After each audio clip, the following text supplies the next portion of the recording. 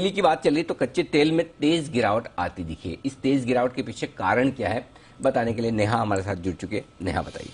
Sir 24 घंटे से कम के वक्त में 5% की करेक्शन और आ चुकी है।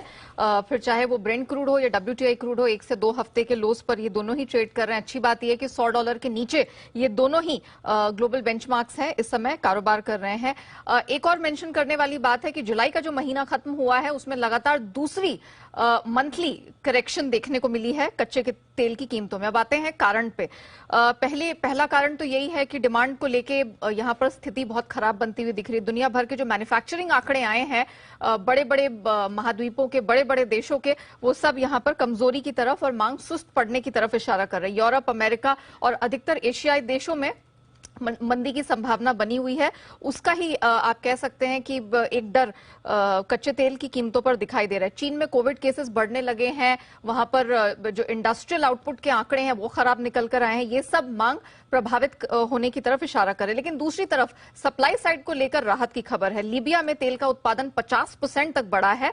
अब तकरीबन 12 लाख बैरल प्रतिदिन पर उनका आउटपुट पहुंच गया है, जिसकी संभावना पहले जताई थी उन्होंने।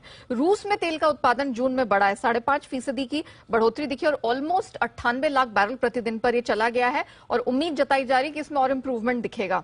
अमेरिका में तेल उत्पादन की क्षमता में सुधार आया है। जो वहां पर ऑयल रिग्स हैं वो अब 6000 के पार निकल गए हैं, 2 साल का उच्चतम स्तर है। और जो एक्टिव ऑयल रिग्स हैं उनकी संख्या तिगुनी हो गई है। कजाकिस्तान में तेल का उत्पादन 15% बढ़ा है। वहीं एक इंटरेस्टिंग डेटा है कि सऊदी अरब की तरफ से जो तेल का एक्सपोर्ट है वो 2 साल में पहली बार 75 लाख बैरल प्रतिदिन के स्तर पर पहुंचा। ये सीबोन एक्सपोर्ट्स की बात हो रही है।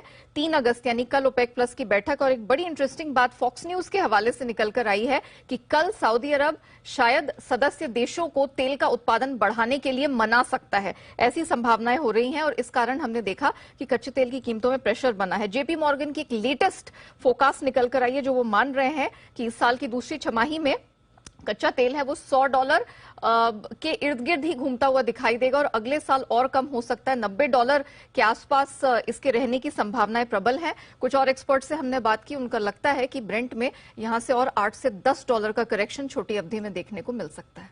ओके, तो ये है आपके लिए कच्चे तेल पर पूरी की पूरी रिपोर्ट्स। तो यानी कि अभी भी थोड़ा दबाव आने के चांसेस है बनेगा।